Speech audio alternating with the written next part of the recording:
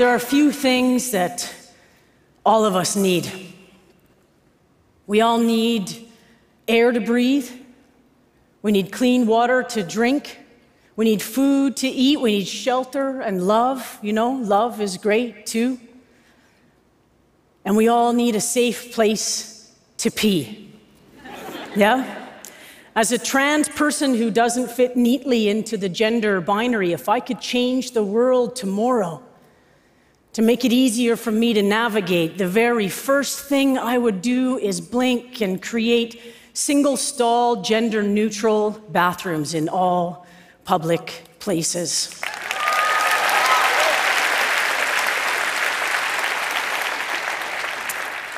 Trans people and trans issues, they've been getting a lot of mainstream media attention lately, and this is a great and necessary thing, but most of that attention has been focused on a very few individuals, most of whom are kind of rich and pretty famous and probably don't have to worry that much anymore about where they're going to pee in between classes at their community college or where they're going to get changed into their gym strip at their public high school. Fame and money insulates these television star trans people from most of the everyday challenges that the rest of us have to tackle on a daily basis. Public bathrooms. They've been a problem for me since as far back as I can remember. First, when I was just a little baby tomboy, and then later as a masculine-appearing, predominantly estrogen-based organism. Now, today, as a trans person, public bathrooms and change rooms are where I am most likely to be questioned or harassed. I've often been verbally attacked behind their doors. I've been hauled out by security guards with my pants still halfway pulled up. I've been stared at, screamed at, whispered about, and one time, I got smacked in the face by a little old lady's purse that, from the looks of the shiner I took home that day, I am pretty certain contained at least $70 of rolled up small change and a large hard candy collection. And I know what some of you are thinking, and you're mostly right. I can and do just use the men's room most of the time these days. But that doesn't solve my change room dilemmas, does it? And I shouldn't have to use the men's room because I'm not a man. I'm a trans person. And now we got these fear-mongering politicians that keep trying to pass these bathroom bills. Have you heard about these? They try to legislate to try and force people like myself to use the bathroom that they deem most appropriate according to the gender I was assigned at birth. And if these politicians ever get their way in Arizona or California or Florida or just last week in Houston, Texas or Ottawa, well then using the men's room will not be a legal option for me either. And every time one of these politicians brings one of these bills to the table, I can't help but wonder, just who will and exactly how would we go about enforcing laws like these, right? Panty checks? Really? Genital inspections outside of bath change rooms at public pools? There's no legal or ethical or plausible way to enforce laws like these anyway. They exist only to foster fear and promote transphobia. They don't make anyone safer, but they do for sure make the world more dangerous for some of us. And meanwhile, our trans children suffer. They drop out of school or they opt out of life altogether. Trans people, especially trans and gender non-conforming youth, face additional challenges when accessing pools and gyms, but also universities, hospitals, libraries. Don't even get me started on how they treat us in airports. If we don't move now to make sure that these places are truly open and accessible to everyone, then we just need to get honest and quit calling them public places. we need to just admit that they are really only open for people who fit neatly into one of two gender boxes, which I do not. I never have. And this starts very early. I know a little girl, she's the daughter of a friend of mine.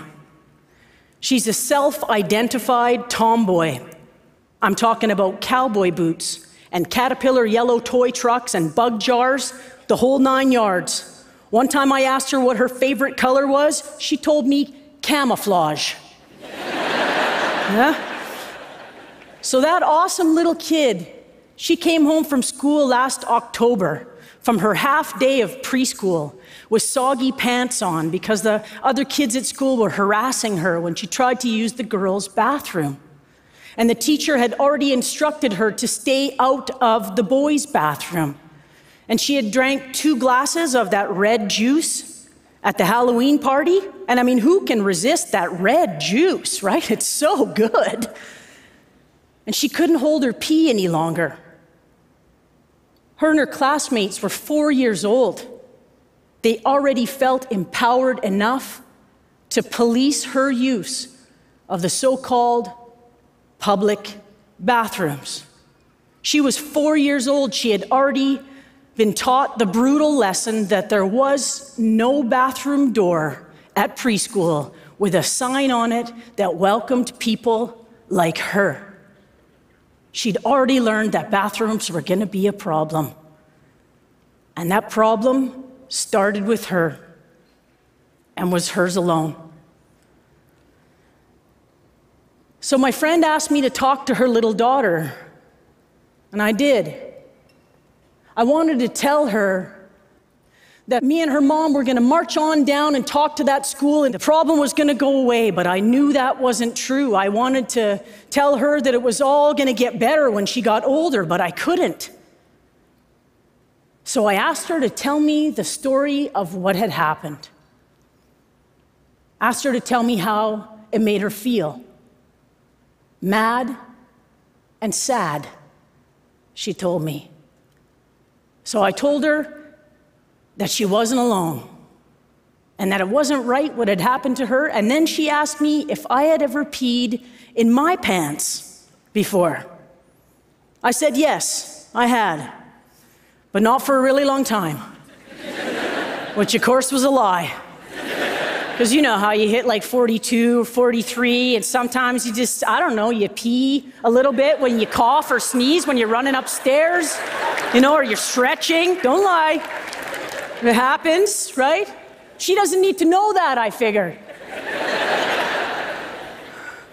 I told her when you get older, your bladder's gonna grow bigger too. When you get old like me, you're gonna be able to hold your pee for way longer, I promised her. Until you can get home? She asked me. I said yes. Until you can get home. She seemed to take some comfort in that. So, let's just build some single-stall, gender-neutral bathrooms with a little bench for getting changed into your gym clothes. We can't change the world overnight for our children, but we can give them a safe and private place to escape that world, if only for just a minute. This we can do. So let's just do it. And if you are one of those people who's sitting out there right now, already coming up with a list of reasons in your head why this is not a priority, or it's too expensive, or telling yourself that giving a trans person a safe place to pee or get changed in supports a lifestyle choice that you feel offends your morality, or your masculinity, or your religious beliefs, then let me just appeal to the part of your heart that probably, hopefully, does care about the rest of the population.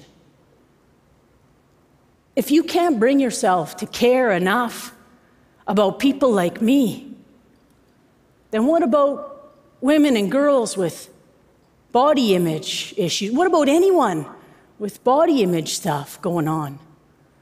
What about that boy at school who's a foot shorter than his classmates, whose voice still hasn't dropped yet? Hey, oh, grade 8. What a cruel master you can be, right? What about people with anxiety issues? What about people with disabilities or who need assistance in there? What about folks with bodies who, for whatever reason, don't fit into the mainstream idea of what a body should look like? How many of us still feel shy or afraid to disrobe in front of our peers? And how many of us allow that fear to keep us from something as important as physical exercise? Would all those people not benefit from these single-stall facilities? We can't change transphobic minds overnight, but we can give everybody a place to get changed in so that we can all get to work, making the world safer for all of us. Thank you for listening. Thank you. Thank you.